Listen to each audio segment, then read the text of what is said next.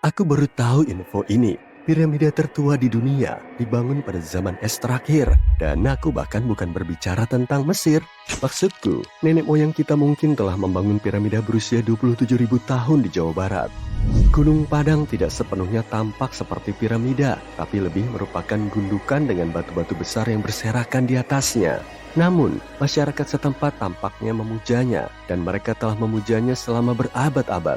Baru belakangan ini pihak berwenang Indonesia memutuskan untuk menggali lebih dalam agar mengetahui apa yang sebenarnya terjadi. Mereka akhirnya menemukan sisa-sisa permukiman manusia. Hal ini agak tidak terduga karena gundukan tanah itu cukup tinggi. Penggalian ini hanya dapat membuktikan bahwa sudah ada manusia di daerah tersebut sejak 45 tahun sebelum Masehi, yang kedengarannya masuk akal. Seorang ahli geologi Indonesia bernama Dani Hilman membuktikan bahwa Gunung Padang adalah piramida pertama di dunia. Dia menggunakan berbagai macam teknologi baru untuk mendukung klaimnya. Dia menggunakan penanggalan karbon yang menggali jauh ke dalam bumi dan mengambil bongkahan tanah utuh. Dia menemukan lapisan demi lapisan konstruksi.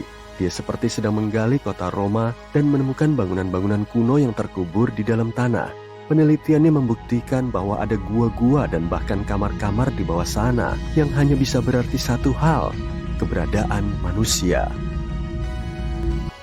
Adapun bebatuan yang terletak di atas gundukan itu kemungkinan besar ditempatkan secara strategis oleh orang-orang yang tinggal di sana pada masa itu. Mereka membutuhkan tempat untuk bermeditasi, jadi mereka mengatur segala sesuatunya dengan cara yang harmonis. Permukaannya yang halus bukanlah hasil dari erosi selama bertahun-tahun, melainkan hasil karya seni pahat yang luar biasa. Bisa dibilang Michelangelo pada zamannya. Jika ini semua benar adanya, maka peradaban manusia telah dimulai jauh sebelum kita mengira bahwa peradaban itu ada. Nenek moyang kita, manusia Paleolitikum, tidak memiliki apa yang diperlukan untuk dianggap sebagai peradaban.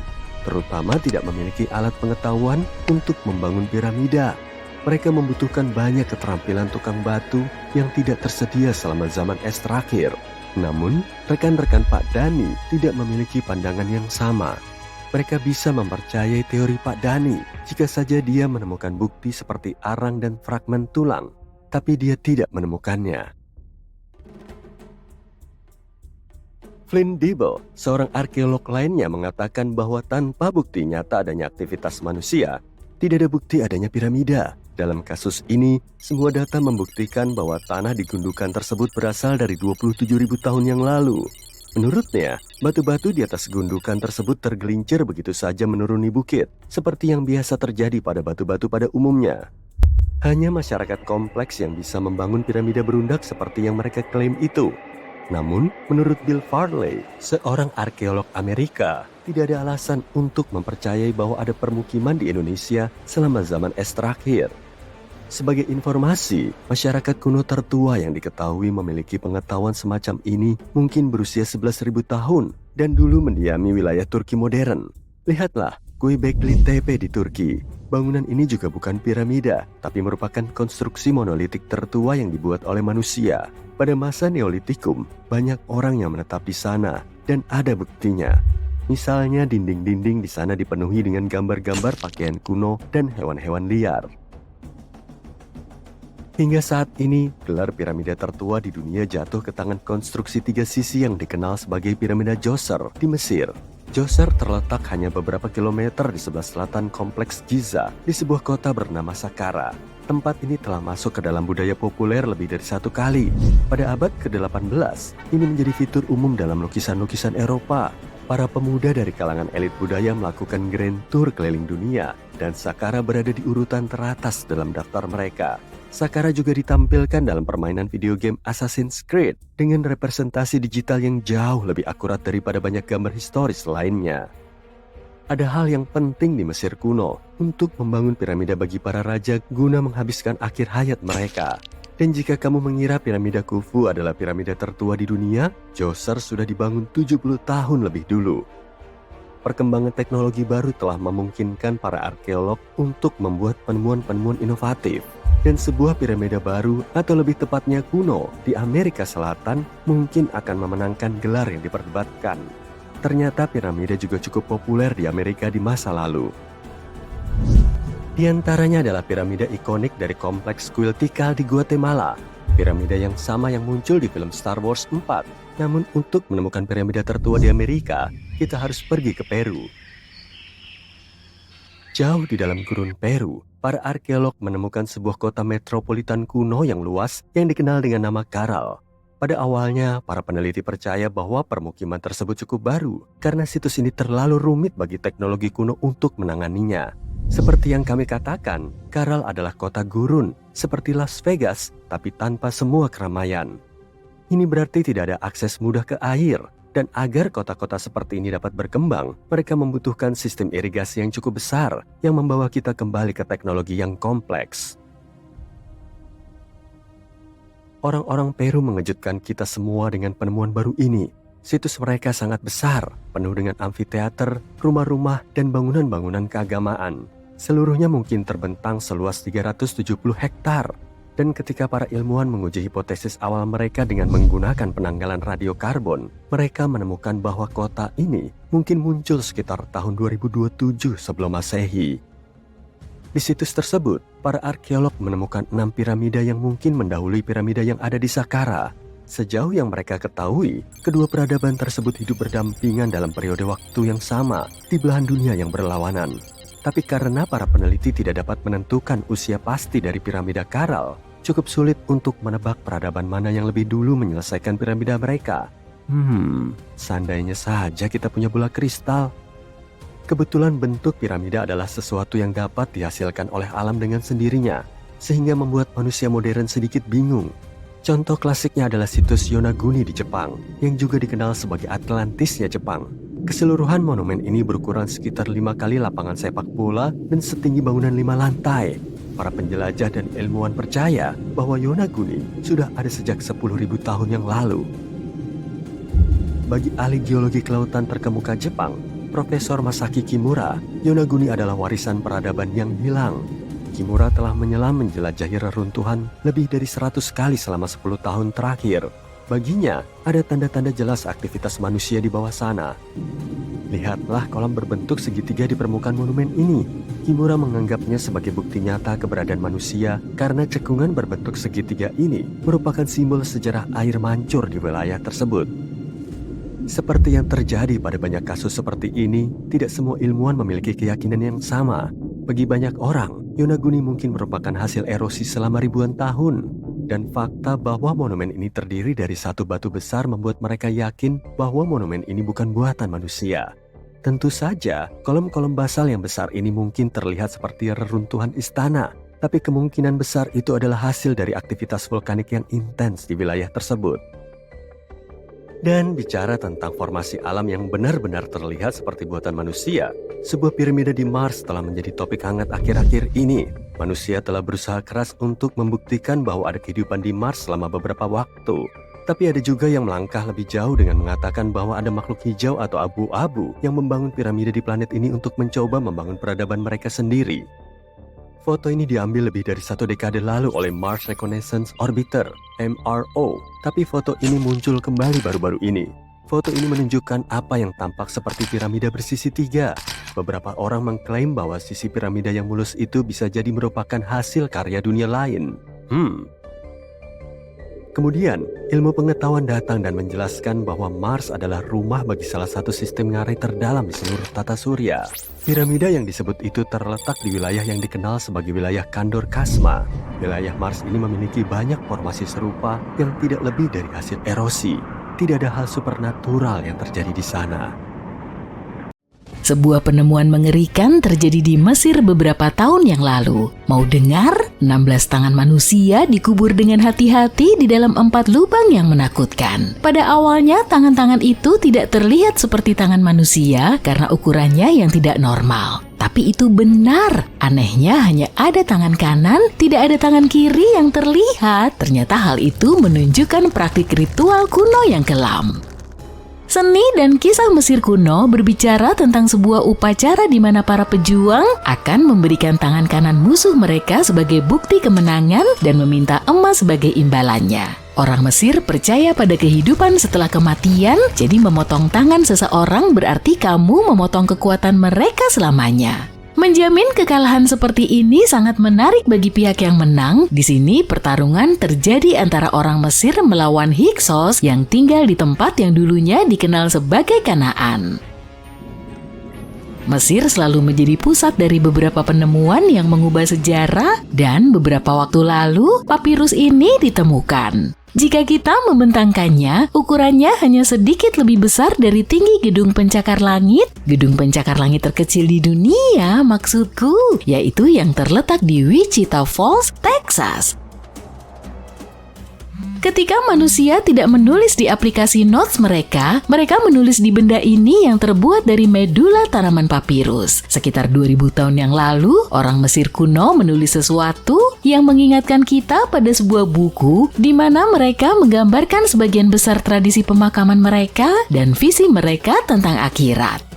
Naskah ini dianggap sebagai salah satu naskah terpenting dari Mesir kuno dan masih dijual di toko-toko buku hingga saat ini. Naskah kuno ini digali dari sebuah ruangan yang terletak di sebelah selatan piramida Djoser yang terletak di Saqqara.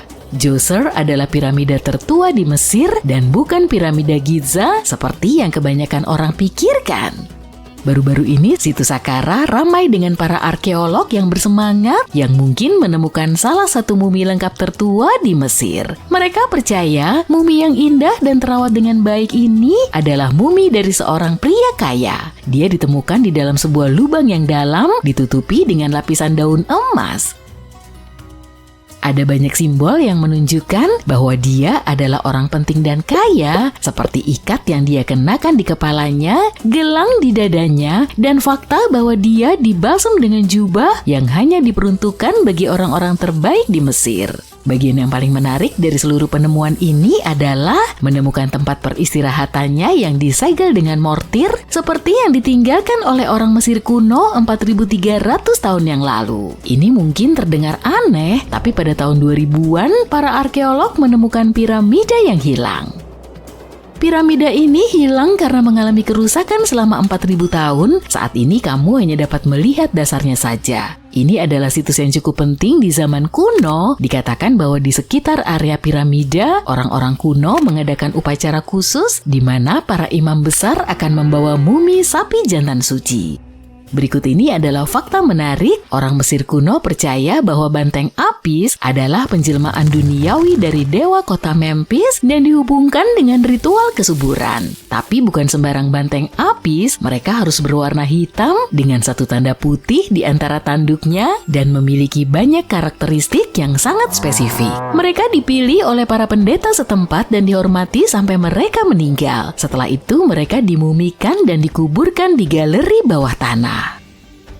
Piramida yang hilang ini menghilang sekitar tahun 1800-an. Seorang arkeolog Jerman yang pertama kali menemukannya di desa Saqqara. Dia menyebutnya piramida tanpa kepala ketika pertama kali menemukannya. Namun demikian, bertahun-tahun setelah penemuan resmi, pasir gurun datang dan menutupi semuanya. Ada beberapa penggalian antara abad ke-19 dan 20, tapi tidak terlalu sistematis. Itulah mengapa para ilmuwan sangat senang ketika mereka menggali seluruh dasar piramida setelah menyingkirkan gundukan pasir setinggi 8 meter yang menutupinya. Oh, dan ternyata arkeolog Amerika sedang menggali pemakaman di Mesir yang bisa berisi lebih dari 1 juta mumi.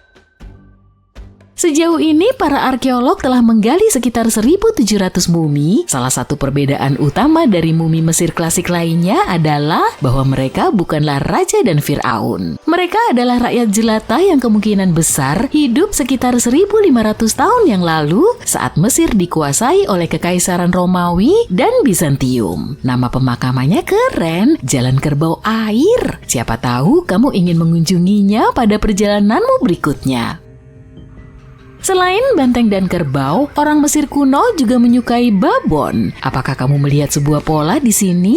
Pada awal abad ke-20, para arkeolog menemukan sebuah situs yang penuh dengan mumi babon di sebuah tempat yang disebut lembah monyet. Seekor binatang tidak akan dimumikan jika dia tidak dianggap penting. Hewan-hewan tertentu lebih penting daripada yang lain karena mereka terkait dengan dewa-dewa tertentu. Serigala dihubungkan dengan Anubis, dewa akhirat kuno. Kucing disamakan dengan dewa wanita Bastet. Babon merupakan hewan yang cukup penting karena mereka diyakini berhubungan dengan Thoth, dewa kebijaksanaan, dan penasehat Ra, salah satu dewa tertinggi di Mesir. Para arkeolog tidak terlalu senang. Mereka berpikir bahwa babon-babon ini dikurung di dalam dan tidak mendapatkan sinar matahari hampir sepanjang hidupnya. Mereka mengalami kekurangan vitamin D yang ekstrem dan tidak diberi makan dengan baik. Mungkin Thoth marah pada pemelihara babon ini. Hanya dugaan saja. Karena tidak pernah ada hari yang membosankan bagi para arkeolog di Mesir, mereka juga menemukan mumi manusia dengan lidah emas. Karena orang Mesir sangat percaya dengan kehidupan setelah kematian, mereka percaya lidah emas dapat membantu seseorang berbicara setelah mereka berpindah ke dunia lain. Maksudku ini adalah kesempatan yang sangat kecil, tapi mengapa tidak? Beberapa mumi ini ditempatkan di peti mati kayu dengan barang-barang seperti kalung, tembikar, artefak emas berbentuk bunga teratai dan kumbang skarab, dan iPhone. Bercanda? Sebuah kuil baru juga ditemukan baru-baru ini di Mesir. Para ilmuwan percaya kuil ini didedikasikan untuk menghormati Zeus Cassius. Dewa ini merupakan persilangan antara Zeus, dewa langit Yunani yang maha kuasa, dan gunung Cassius. Saat menggali di sekitar semenanjung Sinai di Mesir, para arkeolog melihat dua tiang granit merah muda yang menyembul dari tanah. Dan bingo! Mereka percaya tiang-tiang itu merupakan gerbang depan kuil yang runtuh akibat gempa bumi beberapa tahun yang lalu. Berbicara tentang dewa, tidak hanya dewa-dewa yang sangat serius. Baru-baru ini para ilmuwan menemukan sebuah cincin emas di sebuah kota di selatan Kairo, bukan Frodo. Cincin ini tidak ajaib, ini adalah cincin emas biasa, tapi memiliki gambaran dewa Van secara resmi bernama Bes. Dewa ini sering digambarkan dalam teks-teks suci sebagai kurcaci gemuk yang bahagia. Saat ini banyak tato yang kita dapatkan sudah tidak memiliki arti dan dibuat hanya untuk tujuan estetika. Tapi di Mesir kuno, para wanita akan membuat tato sebagai tanda perlindungan saat melahirkan. Setidaknya itulah yang dipikirkan oleh para ilmuwan. Di sekitar wilayah Sungai Nil, para ilmuwan menemukan beberapa mumi yang memiliki tato yang terawat dengan baik, yang merupakan hal yang langka karena kulit mudah sekali rusak. Dua dari wanita ini menato punggung bawah mereka dan gambarnya sederhana. Sebagian besar berupa gambar, termasuk gambar kurcaci gemuk yang baru saja kita bicarakan, Bes. Rupanya dia juga memiliki kesibukan sampingan sebagai pelindung wanita saat melahirkan. Apakah kamu akan percaya kalau aku mengatakan bahwa orang Mesir kuno telah menciptakan robot? Nggak percaya? Ya, itu karena tidak sepenuhnya benar. Tentu saja mereka adalah ahli astronomi, matematikawan, dan insinyur. Dan entah bagaimana mereka juga memasukkan penemuan eksentrik ke dalam paket itu. Dewa otomatis yang oleh sebagian ilmuwan disebut Hathor. Patung kayu ini telah berada di Metropolitan Museum of Art selama bertahun-tahun sebelum seseorang mengetahui rahasianya. Dengan bantuan mesin sinar X, para spesialis menemukan sistem operasi mekanis di dalamnya. Sumbu seperti katrol berjalan dari bahu patung ke kaki kirinya. Ketika sistem berputar, patung itu mengangkat dan menurunkan tangannya. Hei, pilih aku, pilih aku. Aku angkat tangan di sini loh. Jika seseorang akhirnya menciptakan perjalanan waktu dan kamu melakukan perjalanan ke masa lalu, kamu tidak akan mengenali banyak hal yang kamu kenal dan sukai saat ini. Patung Liberty dan piramida Mesir, beberapa gadget dasar seperti remote control dan laptopmu, dan bahkan jagung yang kamu makan untuk makan siang, semuanya telah berubah tanpa bisa dikenali. Ketika piramida-piramida tersebut awalnya dibangun di Mesir kuno di Giza dan tempat-tempat lain, mereka sama sekali tidak terlihat berwarna coklat berpasir. Semuanya dilapisi dengan batu kapur putih. Jika kamu melihatnya di bawah teriknya matahari Afrika, kamu pasti akan memalingkan muka, saking mulusnya dan berkilaunya. Para pembangun menggunakan sekitar 6 juta ton bahan ini untuk piramida Agung Giza saja. Piramida ini adalah yang terbesar yang masih bisa kamu lihat dalam perjalananmu ke Mesir. Aturan setempat cukup hemat dan mereka menggunakan kembali beberapa batu selubung untuk proyek konstruksi lainnya. Gempa bumi besar pada abad ke-14 juga telah melonggarkan beberapa batu. Jadi kamu tidak akan melihat banyak batu kapur, tapi beberapa di antaranya masih ada di sana, di puncak piramida Khafre di Giza. Piramida ini terlihat seperti memiliki puncak kedua di atas puncak pertama. Pada zaman dahulu, semua piramida memiliki batu penutup yang disebut piramidion, yang dilapisi dengan campuran emas dan perak. Sebagian besar telah hilang selama berabad-abad, tapi kamu masih dapat melihat beberapa di antaranya di museum. Mereka menampilkan gambar-gambar dewa Mesir. Piramida-piramida tersebut mungkin dimodelkan berdasarkan batu runcing suci, benben. Batu ini melambangkan sinar matahari. Sekarang, mengangkat batu-batu berat tidaklah sesederhana itu tanpa teknologi yang kita miliki sekarang. Kamu pasti akan setuju denganku jika kamu pernah membantu temanmu pindah rumah setidaknya sekali dan mereka menyuruhmu mengangkat sofa. Tapi orang-orang Mesir yang cerdas di masa lalu memikirkan hal itu dan memilih bentuk piramida. Bentuk ini memungkinkan beban terdistribusi secara merata ke seluruh bagian. Patung Liberty juga telah mengalami perubahan besar sejak pertama kali diresmikan pada tahun 1886. Percaya atau tidak, dulunya patung ini berwarna coklat mengkilap, seperti uang logam. 20 tahun kemudian warnanya berubah menjadi hijau. Itu bukan pernyataan mode, tapi reaksi kimia. Patung ini dilapisi dengan ratusan lembaran tembaga tipis. Ketika tembaga bereaksi dengan udara, itu secara alami membentuk lapisan pelindung yang disebut verdigris. Lapisan ini melindungi apa yang ada di bawahnya dari korosi. Dan itu sebabnya patung dan benda-benda lain yang terbuat dari tembaga, kuningan dan perunggu dapat bertahan begitu lama.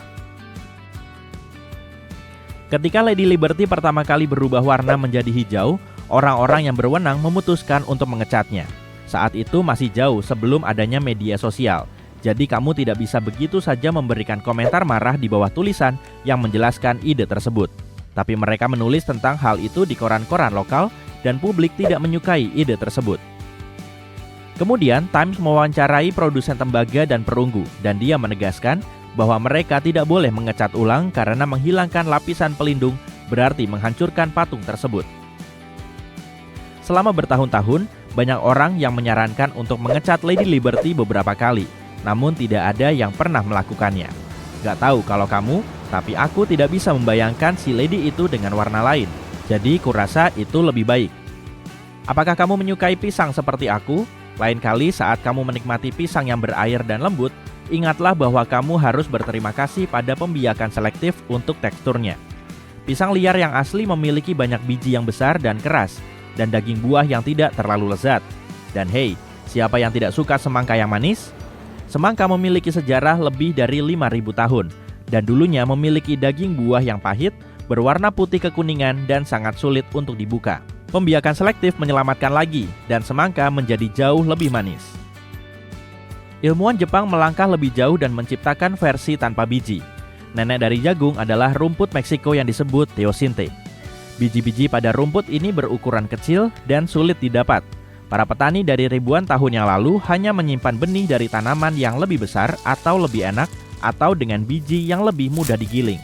Terima kasih teman-teman, karena telah memberi kami jagung yang bisa dimakan dan bahkan lezat. Dan bayangkan saja, alpukat liar berukuran sangat kecil sehingga dapat dengan mudah masuk ke dalam telapak tanganmu. Biji di dalamnya sangat besar sehingga kamu tidak akan menemukan banyak daging yang bisa dimakan di dalamnya. Alpukat ini juga memiliki cangkang yang jauh lebih keras daripada yang biasa kita makan. Kamu mungkin tidak akan bisa menyelesaikan banyak pekerjaan tanpa komputer kesayanganmu hari ini. Tapi aku tidak bisa mengatakan dengan tepat siapa yang harus berterima kasih atas penemuan ini. ABC dari tahun 1942 adalah salah satu pesaing untuk mendapatkan gelar komputer pertama. Itu adalah singkatan dari Atanasov Berry Computer yang diambil dari nama penemunya di Iowa State University. ABC memiliki berat lebih dari 300 kg.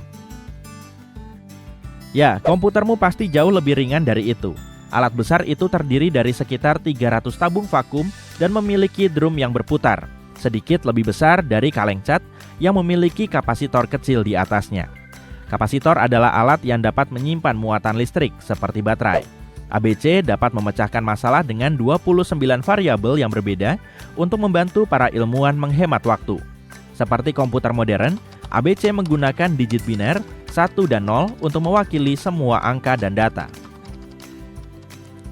Karena itu memungkinkan untuk melakukan perhitungan secara elektronik. Dan sekarang, bagian favoritku, ABC menyelesaikan satu operasi setiap 15 detik. Sebagai perbandingan, sekarang ada jutaan operasi per detik. Tidak seperti teknologi yang kita gunakan saat ini, ABC tidak memiliki program tersimpan yang dapat diubah. Jadi program tersebut hanya dapat melakukan satu tugas pada satu waktu. Seorang operator harus menuliskan jawaban perantara dan kemudian memutarnya kembali ke komputer. Ini alasan lain untuk merasa bahagia bahwa kita hidup di abad ke-21. Remote control yang kamu gunakan untuk semua jenis peralatan juga telah berkembang pesat.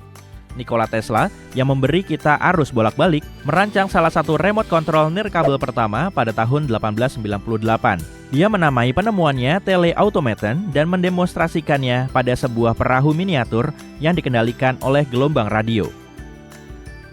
Perahu itu memiliki antena logam kecil yang terpasang padanya. Tesla mengirim sinyal ke perahu menggunakan sebuah kotak dengan tuas dan tombol telegraf yang merupakan remote control versinya. Sinyal-sinyal itu membuat kontak listrik di perahu bergerak dan menggerakkan kemudi serta baling-baling, dan Tesla mengendalikan perahu. Konsep kendali jarak jauh segera menyebar ke gadget lainnya. Remote control televisi pertama hadir pada tahun 1950. Alat ini dirancang oleh Zenith Radio Corporation dan dinamakan LazyBone. Tolong jangan tersinggung. LazyBone ini memiliki kabel besar yang dipasang ke pesawat TV. Dan mereka yang mencobanya tidak jatuh cinta pada penemuan ini karena mereka tersandung kabel tersebut. Aku bisa merasakan penderitaan kalian, teman-teman. Jika kamu tinggal atau bekerja di salah satu lantai paling atas, kamu pasti menyukai lift yang satu ini. Temui lift penumpang pertama. Lift ini melaju dengan kecepatan 12 meter per menit. Bukan yang tercepat memang, jika dibandingkan dengan rekor saat ini yang mencapai 12 meter per detik. Tapi hey, lift ini dibangun pada tahun 1857 di New York dan lebih merupakan daya tarik turis daripada sebuah kebutuhan. Lift tersebut memiliki mesin uap yang tersembunyi di ruang bawah tanah sebuah gedung berlantai 5. 3 tahun kemudian, mereka menutupnya karena publik tidak menghargainya. Otis Tufts mengajukan paten pertama untuk kereta api vertikal pada waktu yang sama. Penemuannya termasuk sebuah mobil asli dengan bangku di dalamnya untuk diduduki orang. Kedengarannya seperti tempat bagus untuk berkumpul dengan teman-teman. Bagaimana menurutmu? Kemudian mereka mulai menambahkan elevator ke hotel-hotel mewah di seluruh dunia. Lift tersebut berupa satu kamar dengan desain yang kaya, dengan kursi berlapis kain dan cermin di dinding, dan terkadang bahkan lampu gantung kecil.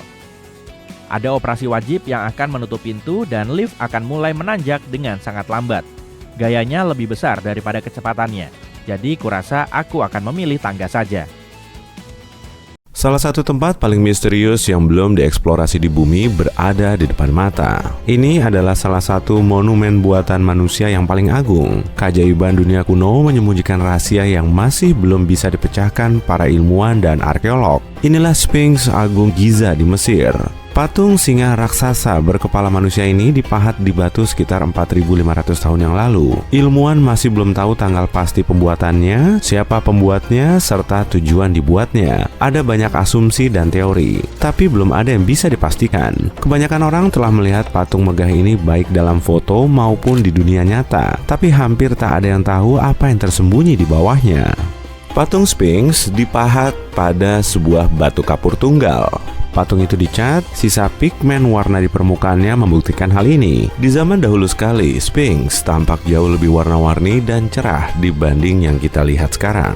Tapi bahkan setelah ribuan tahun, keagungannya belum memudar. Dan ngomong-ngomong, Sphinx bukan nama aslinya. Nama ini dibuat oleh orang Yunani sekitar 100 tahun atau lebih setelah pembuatannya. Awalnya, orang Mesir menyebut patung ini Hor-em-Ahet. Ada banyak legenda dan teori yang mengatakan bahwa Sphinx ada karena satu alasan, yakni bertindak sebagai penjaga yang mengawasi makam Firaun dan rahasia Mesir kuno. Legenda ini menjadi lebih masuk akal ketika para arkeolog menemukan jalan masuk tersembunyi di kaki Sphinx. Mereka percaya bahwa lorong rahasia ini adalah awal terowongan menuju aula yang berisi harta karun.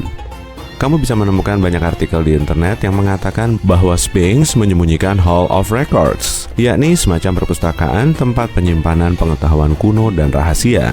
Salah satu artefak utama dari penyimpanan ini seharusnya adalah catatan dari negara mitos kuno, Atlantis. Menurut legenda, seluruh perpustakaan kota ini dipindahkan ke bawah Sphinx. Pintu masuk menuju perpustakaan ini mungkin berada di dekat kaki kanan Sphinx. Banyak arkeolog mencoba mencari jalan masuk ini, tapi mereka pulang dengan tangan hampa. Banyak juga gambar dengan diagram terperinci tentang sebuah kota bawah tanah yang terdiri dari sebuah jaringan dan kamar-kamar di bawah Sphinx. Katanya, ada struktur setinggi gedung 12 lantai yang tersembunyi di bawah tanah, tapi nggak ada buktinya. Para arkeolog bahkan setelah ribuan tahun terus mengeksplorasi patung misterius itu. Di saat yang sama, banyak orang Mesir nggak mau lagi mencari tahu lebih banyak tentang Sphinx. Mereka takut membangunkan sesuatu yang supranatural. Di tahun 1998, ilmuwan menemukan terowongan menuju gua-gua kosong di bawah Sphinx. Mereka menemukan bukti penggalian lebih awal di sana. Kemungkinan ada yang berhasil menemukan harta karun dan membawanya pergi. Sebagian orang percaya, orang Mesir menemukan semacam artefak di bawah Sphinx yang punya kekuatan teknologi tinggi yang tidak diketahui. Artefak itu begitu kuat hingga bisa mengubah jalan sejarah. Tentu saja, kebanyakan teori cuma dongeng dari para penggemar konspirasi. Tapi, fakta yang sudah dipastikan adalah bahwa Sphinx menyembunyikan sistem gua dan ruangan. Ada begitu banyak rumor yang melingkupi Sphinx, hingga mustahil memahami mana yang benar dan salah. Bagaimanapun, mempelajari patung itu sulit dan berbahaya, karena penggalian aktif bisa menghancurkannya. Jalan masuk ruang bawah tanahnya pun bisa terblokir bebatuan dan hilang selamanya. Juga, eksplorasi lebih jauh butuh banyak biaya dan dana nggak selalu mudah didapatkan. Tapi alasan utamanya, terlalu berisiko. Nggak ada jaminan orang bisa keluar dari labirin bawah tanah itu. Untuk alasan inilah, ilmuwan dan arkeolog mengeksplorasi struktur megah itu selama ini. Monumen arsitektur terkenal lain yang menyimpan rahasia adalah Gunung Rushmore di Dakota Selatan. Semua orang mengagumi wajah para presiden Amerika Serikat yang diukir di batu. Tapi cuma sedikit orang yang tahu bahwa ada ruang rahasia yang tersembunyi di belakang kepala Abraham Lincoln. Arsitek Gunung Rushmore ingin mengukir lempengan batuan dengan rekaman tahap-tahap penting sejarah Amerika Serikat. Tapi rencana ini terlalu kompleks untuk dijalankan. Lalu, dia ditawari untuk melakukannya dengan skala yang jauh lebih kecil, yaitu membangun ruang rahasia di perut gunung. Gagasannya adalah menyimpan pengetahuan ini agar generasi mendatang selalu ingat sejarah negara mereka. Sayang, sang arsitek tidak sempat menuntaskan pekerjaannya. Konstruksi itu mandek selama beberapa dekade. Tapi di akhir 90-an, proyek itu dilanjutkan. Panel-panel enamel porselen yang menggambarkan sejarah Amerika Serikat ditempatkan dalam ruangan ini. Kemungkinan lempeng-lempeng ini akan tersimpan di sana selamanya. Tapi orang-orang nggak bisa melihatnya, setidaknya untuk saat ini. Ruangan itu nggak bisa diakses wisatawan karena terlalu sulit dimasuki. Ruang rahasia lain berlokasi di dalam gedung Empire State. Lebih tepatnya, ini bukan ruangan, tapi spot kamu bisa bikin foto keren. Hampir semua wisatawan berkumpul di dek observasi di lantai 86 untuk menikmati pemandangan memukau Manhattan. Tapi ada dek lain dengan jendela panorama di lantai 102. Di sini jauh lebih sedikit orang, sebab hampir nggak ada orang yang tahu tempat ini. Untung, akses ke dek ini terbuka bagi semua orang. Mungkin kamu nggak harus mengantre lama untuk berfoto. Kamu akan merasa istimewa sebab berada di tempat yang begitu rahasia dan hampir nggak ada orang. Tapi tempat yang terkeren, lebih tinggi lagi, di lantai 103. Ini adalah dek observasi lapang tempat seleb-seleb mengambil foto. Ini bukan tempat umum, tapi kalau punya koneksi, kamu bisa ke sana. Hampir nggak ada pengamanan di lokasi ini, cuma langkan rendah antara kamu dengan jurang maut. Karena itu, kerumunan orang dilarang datang ke sini. Nggak mudah untuk sampai ke sana dan mustahil kamu berhasil tanpa pemandu. Pertama, kamu harus memilih lift yang benar yang akan membawamu ke sana. Lalu, kamu akan melewati beberapa ruang teknik penuh pipa, panel listrik, dan barang teknis lain. Bagian terakhir perjalananmu adalah satu set anak tangga di dalam koridor kecil dan tibalah kamu di puncak New York. Nah, sekarang kita di Paris. Kamu lihat menara Eiffel itu? Di dalamnya ada restoran dan dek-dek observasi. Tapi kalau berusaha cukup keras, kamu akan menemukan sebuah apartemen rahasia. Sekarang jadi museum. Tapi apartemen itu dibuat untuk bisa ditinggali. Arsitek menara itu, Gustave Eiffel, membuat apartemen ini untuk dirinya sendiri. Lokasinya hampir di puncak menara Eiffel. Bayangin pemandangan indah yang dia lihat tiap hari. Nggak ada orang lain yang punya akses akses ke tempat ini. Waktu sang arsitek meninggal, apartemen itu lama kosong. Baru-baru ini saja mereka memugarnya dan menjadikannya museum. Di dalamnya, masa-masa dari abad lalu diciptakan kembali. Mereka bahkan menaruh patung lilin Gustav Eiffel, putrinya, dan penemu Amerika, Thomas Edison, di dalam ruangan itu. Tempat yang satu ini penuh dengan arus penumpang, pekerja kantoran yang terlambat, pengunjung dari kota-kota lain, kebisingan, juga peluit kereta. Di Grand Central Station New York, di antara suara-suara ini, kamu bisa mendengar bunyi bola menyentuh raket jika berada di tempat yang benar. Sebuah lapangan tenis tersembunyi di dalam Grand Central Station New York. Lapangan ini milik sebuah klub tenis yang mengatur pertandingan untuk para karyawan banyak perusahaan. Klub itu dibuka pada tahun 80-an. Sekarang, kita bergerak ke London, ke Charing Cross Road. Nggak mudah menemukan tempat rahasia di sini. Untuk melakukannya, kamu harus melihat dengan cermat di bawahmu. Kamu lihat pintu selokan ini di aspal? Di dalamnya, kamu bisa melihat dua petunjuk jalan dengan nama Little Campton Street. Ya, ada jalan lain tepat di bawahmu. Jalan ini lenyap dari semua peta di akhir abad ke-19.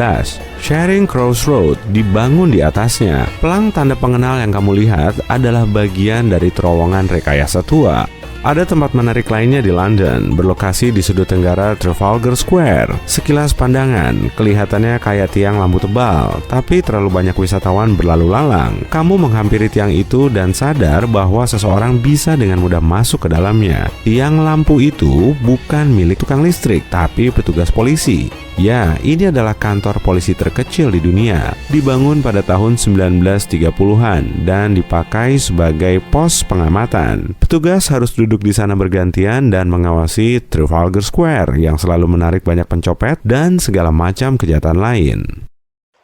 Setiap kali mendengar tentang reruntuhan kuno, kamu hampir tidak pernah membayangkan reruntuhan itu tergantung di suatu tempat atau tergantung begitu saja di dahan pohon, kan?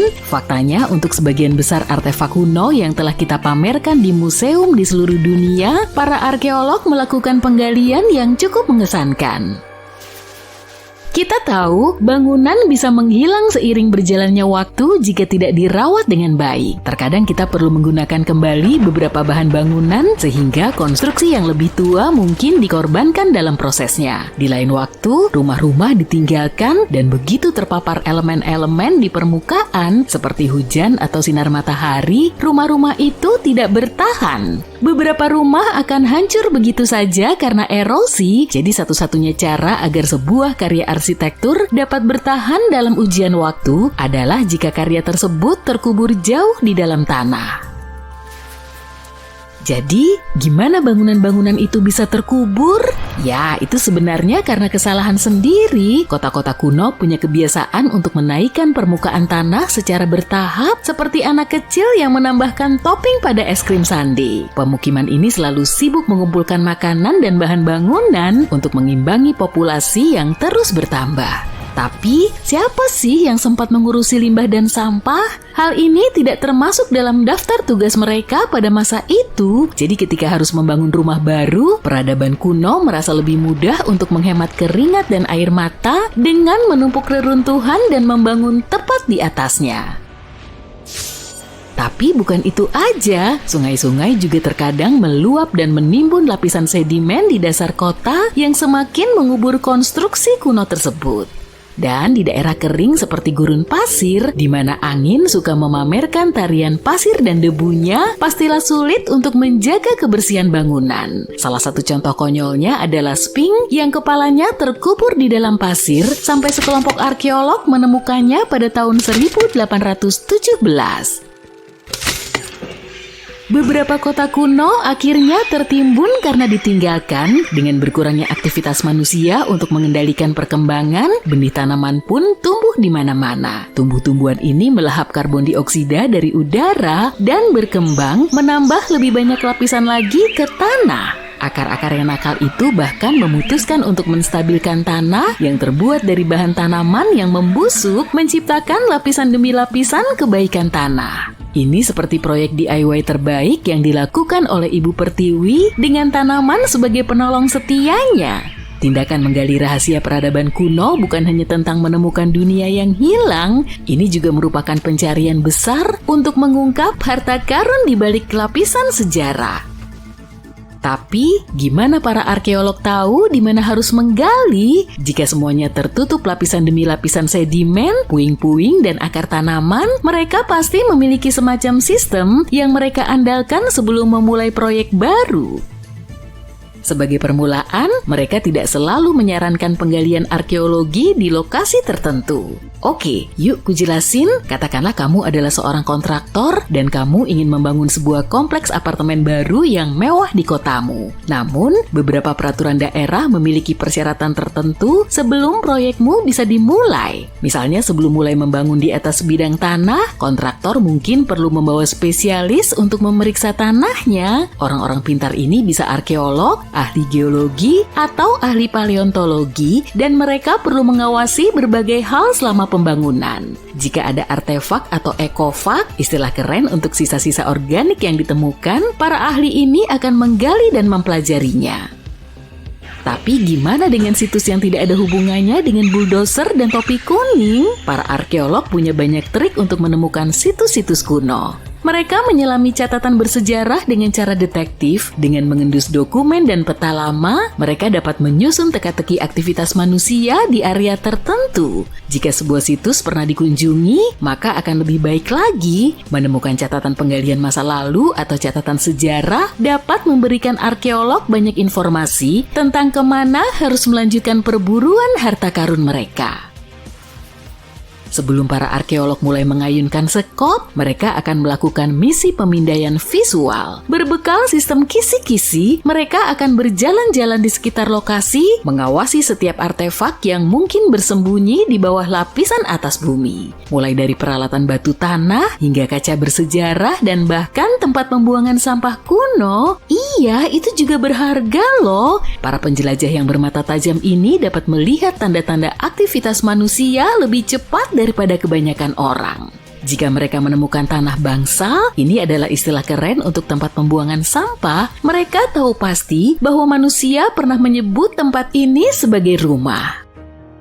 Para arkeolog tidak hanya mengandalkan sekop mereka yang terpercaya, mereka punya banyak peralatan untuk membantu mencari keajaiban yang tersembunyi. Alat-alat geofisika itu seperti senjata rahasia mereka. Contohnya saja, pengukur resistivitas. Alat canggih ini mengukur komponen listrik dari tanah dan fitur atau artefak yang terkubur. Dinding yang terkubur misalnya akan menghasilkan data resistivitas yang berbeda dari tanah di sekitarnya. Magnetometer dan radar penembus tanah juga sama cara kerjanya, menampilkan petunjuk potensial tentang harta karun kuno di dalam tanah. Dan jangan lupakan teman lama kita yang terpercaya ya, GPS. GPS membantu para arkeolog memetakan lokasi yang tepat, seperti peta harta karun berteknologi tinggi yang menuntun mereka langsung ke pot emas. Ingin mengunjungi beberapa situs arkeologi paling penting di dunia secara virtual? Yuk ikuti aku. Di Inggris misalnya, kamu akan menemukan tempat menarik bernama Stonehenge. Ini adalah salah satu dari sekian banyak henge yang tersebar di sana, tapi yang satu ini benar-benar menarik perhatian.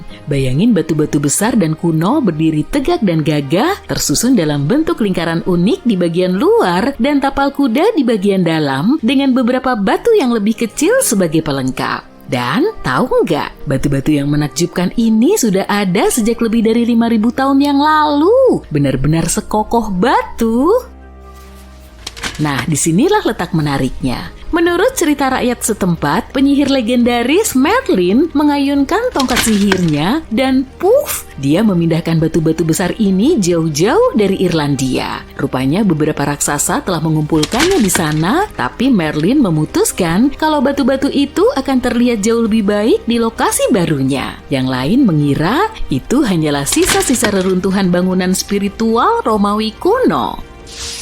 Bangunan-bangunan menakjubkan ini dibangun oleh nenek moyang kita di zaman perunggu. Dengan peralatan sederhana dan teknologi yang terbatas, mereka berhasil menciptakan mahakarya yang monumental ini. Mengesankan! Sayangnya masih banyak yang tidak kita ketahui tentang area ini. Tujuan awal Stonehenge masih menjadi misteri hingga saat ini. Memang ada banyak teori, tapi para ilmuwan belum sepakat mengenai hal ini. Tapi kita tahu bahwa tempat ini sangat tepat untuk menyaksikan matahari terbit selama titik balik matahari musim panas dan musim dingin. Kota kuno Pompei adalah situs arkeologi yang sama menakjubkannya. Bayangkan, Gunung Vesuvius yang terkenal sebagai pengacau memutuskan untuk melontarkan kemarahannya dan menyelubungi kota Romawi kuno ini. Hal itu mengubahnya menjadi kapsul waktu yang terletak di luar Napoli saat ini di Italia. Maju cepat ke tahun 1748 ketika sekelompok penjelajah yang penuh petualangan menemukan Pompei. Lihat, mereka menemukan harta karun berupa barang-barang yang terawat dengan baik, jalanan, rumah-rumah, makanan, mungkin udah agak basi ya saat itu, perhiasan berkilau, patung-patung mewah, lukisan dinding warna-warni, barang-barang rumah tangga sehari-hari, dan bahkan jasad hewan dan manusia. Rasanya seperti berada di pesta arkeologi yang luar biasa. Sepertinya Pompei memiliki semuanya, rumah-rumah dan villa-villa mewah, arena besar berkapasitas 20.000 orang, toko-toko pengrajin kecil yang lucu, tempat nongkrong seperti kedai minuman, dan jangan lupakan juga tempat-tempat menarik seperti pemandian-pemandian mewah untuk memanjakan diri. Ada juga kuil Apollo, tempat orang-orang biasa berkumpul untuk beribadah. Dan tentu saja, jantung kota yang ramai, Forum Pompei, tempat orang-orang keren biasa berkumpul. Dan kamu tahu nggak, saking kerennya, Pompei pernah masuk ke dalam daftar warisan dunia UNESCO pada tahun 1997. Ini seperti Hall of Fame-nya benda-benda bersejarah. Ada juga bangunan dan situs terkenal lainnya, seperti Taj Mahal di India dan Akropolis Athena di Yunani. Kamu menyusuri jalan melihat sebuah toko barang antik yang tampak aneh bernama Pernak-Pernik Abadi Tuan Bright. Kamu penasaran, lalu masuk ke sana. Kamu melihat-lihat barang-barang yang aneh, tiba-tiba sebuah gulungan kertas perkamen tua menarik perhatianmu. Itu adalah peta dunia. Tapi ada yang aneh dengan peta itu. Bukannya memuat negara-negara yang kamu kenal, peta itu justru memuat lokasi 4 dunia dan peradaban mitos yang hilang. Tuan Bright, sang pemilik toko, menghampirimu setelah melihatmu terkejut. Peta ini tidak akan membawamu menemukan tempat-tempat ini, tapi aku bisa menceritakan legenda di baliknya kalau kamu mau, Katanya. Akan kumulai dengan Atlantis. Kamu mungkin mengenalnya sebagai kerajaan bawah laut Aquaman, tapi pulau fiksi Atlantis sebenarnya pertama kali diperkenalkan dalam 2 karya Plato. Menurutnya, Atlantis adalah peradaban yang sangat maju yang ada sekitar 9.000 tahun sebelum masanya dan kisahnya terus diwariskan oleh para penyair, pengarang, dan lainnya. Dia menulis tentang Atlantis dan penduduknya untuk memberi pelajaran moral dan untuk mengajarkan tentang bahaya kesombongan serta kehancuran orang-orang yang berlebihan dalam mengejar kekuasaan. Dalam dialognya, Plato menyatakan Atlantis adalah kerajaan besar dan kuat yang dihormati di seluruh penjuru dunia. Kerajaan ini didirikan oleh makhluk setengah dewa, setengah manusia, dan menjadi penguasa lautan yang hebat setelah beberapa waktu. Emas, perak, dan logam mulia lainnya yang berlimpah di pulau ini tentu saja mendukung keberhasilan mereka. Tapi selain itu, pulau ini juga dikenal akan arsitekturnya yang menakjubkan dan teknologi mutakhirnya, serta hewan-hewan liarnya yang langka dan eksotis. Bangsa Atlantis merasa bangga dengan pencapaian besar dan kesempurnaan peradaban mereka, namun kebanggaan yang berlebihan justru menjadi awal kehancuran mereka. Mereka merasa sangat superior sehingga bisa menguasai bangsa manapun. Hal ini membuat mereka melancarkan serangkaian invasi. Mereka menaklukkan banyak wilayah Mediterania, namun ketika tiba waktunya memasuki Athena, penduduk kota ini melawan dengan kekuatan yang luar biasa, sehingga bangsa Atlantis akhirnya dikalahkan. Plato menyatakan bahwa para dewa kemudian marah kepada bangsa Atlantis karena mereka menjadi jahat, serakah, dan tidak bermoral dan menghukum mereka dengan mengirimkan gempa bumi yang menyebabkan Atlantis tenggelam ke dalam laut. Meskipun catatan tertulis paling awal tentang Atlantis adalah karya Plato, beberapa kalangan masih meyakini ceritanya didasarkan pada fakta dan mencoba menghubungkan Pulau Atlantis dengan negara yang sebenarnya. Beberapa berpendapat pulau ini mungkin terletak di Laut Mediterania di dekat pantai Spanyol atau Italia. Yang lain menduga lokasinya mungkin di Karibia di lepas pantai Amerika Tengah atau Selatan. Tapi tidak ada bukti yang kuat untuk mendukung semua klaim ini. Satu teori, khususnya tampak lebih masuk akal daripada yang lain, terletak di Laut Aegea. Pulau Santorini merupakan rumah bagi masyarakat Minoa yang sangat maju. Namun karena letusan gunung berapi yang sangat besar, pulau ini hancur sekitar 3.600 tahun yang lalu dan menyebabkan peradaban Minoa menghilang tiba-tiba. Kemiripan antara kisah fiksi Atlantis dan catatan sejarah Minoa membuat Santorini menjadi kandidat yang tepat untuk spekulasi tersebut. Tapi sekali lagi, masih ada kelemahan utama pada teori ini, yaitu waktu yang disebut Plato sebagai masa kehancuran Atlantis tidak sama dengan letusan gunung berapi di Santorini. Jadi Atlantis masih terus dianggap tidak lebih dari legenda populer dalam dunia ilmiah. Sekarang kita beralih ke arah timur laut pada peta. Begitu kata Tuan Bright. Menurut mitologi Celtic Breton, dulu ada sebuah kota megah bernama Yis yang juga dikenal sebagai Caras yang menjulang tinggi di atas Teluk Douarnenez di wilayah Britania, Prancis. Ini adalah kota paling kaya di seluruh Atlantik. Kota ini sangat terkenal dengan taman-taman dan bangunan-bangunannya yang indah. Warganya pun hidup dengan nyaman dan bahagia di sana. Dahut yang merupakan putri Raja Gretlon dalam legenda dan literatur Breton memiliki kecintaan yang mendalam terhadap laut. Dia memohon kepada ayahnya untuk membangun sebuah kota di tepi laut dan begitulah kota Yis didirikan. Dia tidak tahu kalau dia akan menjadi orang yang bertanggung jawab atas kehancuran hadiah kesayangan ayahnya. Karena dikelilingi oleh laut, kota ini harus dilindungi oleh tanggul yang dilengkapi dengan pintu air, dan pintu air ini hanya dapat dibuka saat air laut surut. Satu-satunya yang memiliki kunci gerbang ini adalah sang raja sendiri. Suatu hari, seorang satria merah tampan tiba di kota, tapi tidak bisa melewati gerbang. Dahut begitu terpesona olehnya, sehingga dia ingin membiarkannya masuk. Dia tahu ayahnya adalah satu-satunya pemegang kunci, jadi dia menyelinap masuk ke kamar ayahnya dan mencuri kunci itu. Kemudian dia memberikannya kepada satria merah tersebut agar bisa masuk ke kota dan mereka bisa bersama. Namun satria merah itu ternyata adalah pangeran kegelapan dan dia dengan sengaja membiarkan pintu gerbang terbuka ke laut yang mengamuk. Ombak segera menelan seluruh Yis. Raja Gretlon berhasil melarikan diri dengan kuda ajaibnya, tapi Dahut tidak. Dia berubah menjadi putri duyung jahat yang memikat para pelaut ke dalam laut.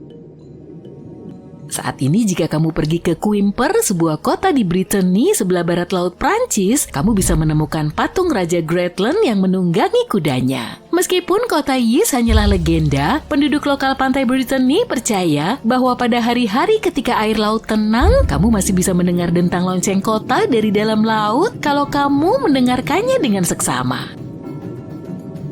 Tuan Bright kemudian menunjuk ke arah Samudra Hindia di peta dan berkata, "Nah, pernahkah kamu mendengar tentang Lemuria?" Pada pertengahan tahun 1800-an, beberapa ilmuwan menyatakan pernah ada sebuah benua di Samudra Hindia di suatu tempat di selatan Sri Lanka saat ini. Orang pertama yang mempopulerkan teori ini adalah pengacara dan ahli zoologi Inggris Philip Lutley Slater. Dalam tulisannya The Mammals of Madagascar, dia mengklaim telah menemukan fosil lemur di India, bukan di Afrika. Namun penemuan ini sangat mengejutkan baginya karena fakta bahwa tanah air asli lemur yaitu Madagaskar jauh lebih dekat ke Afrika. Dia berpendapat hal ini hanya mungkin terjadi jika ada benua lebih besar yang menghubungkan keduanya. Dia menyatakan benua itu pasti tenggelam ke dasar lautan. Dia kemudian menamainya Lemuria dan dari situlah teori ini lahir. Orang-orang setelah Slater mengembangkan teorinya selangkah lebih maju dan berpikir bahwa Lemuria juga merupakan rumah bagi ras manusia yang telah punah yang disebut Lemurians yang memiliki 4 lengan dan tubuh sangat besar serta merupakan nenek moyang manusia modern dan juga lemur. Tentunya seiring penemuan-penemuan ilmiah baru mengenai lempeng tektonik, evolusi, dan studi DNA, teori-teori mengenai benua fiksi yang disebut Lemuria pun terbantahkan. Benua fiksi terakhir yang ada di peta adalah Agartha. Begitu kata Tuan Bright. Berakar dari mistisisme timur, sebuah legenda mengatakan bahwa ada sebuah kerajaan bernama Agartha yang terletak jauh di bawah permukaan bumi. Di sanalah keempat penjuru dunia dihubungkan oleh jalan setapak dan terowongan. Konon ada pintu masuk rahasia ke Agartha yang tersembunyi di gurun Gobi yang dibangun oleh bangsa Agartha sendiri menggunakan teknologi canggih yang tidak bisa dideteksi oleh kita, makhluk permukaan. Menurut beberapa kepercayaan, Agartha ada untuk menyeimbangkan energi penduduk permukaan, sementara kita hidup penuh dengan kesibukan dan emosi yang tinggi. Dunia di bawah kita justru sebaliknya. Beberapa bahkan mengatakan bahwa mereka yang lolos dari Atlantis melarikan diri ke sini untuk melanjutkan hidup mereka di dalam inti bumi. Tapi yang lain berpendapat bahwa tempat ini sebenarnya dipenuhi oleh berbagai macam monster. Jangan takut, karena ilmu pengetahuan modern telah membuktikan bahwa inti bumi tidak berongga, melainkan sebuah bola besi panas yang padat. Jadi kamu bisa membatalkan rencana perjalananmu ke inti bumi kalau sudah terlanjur. Terima kasih Tuan Bright.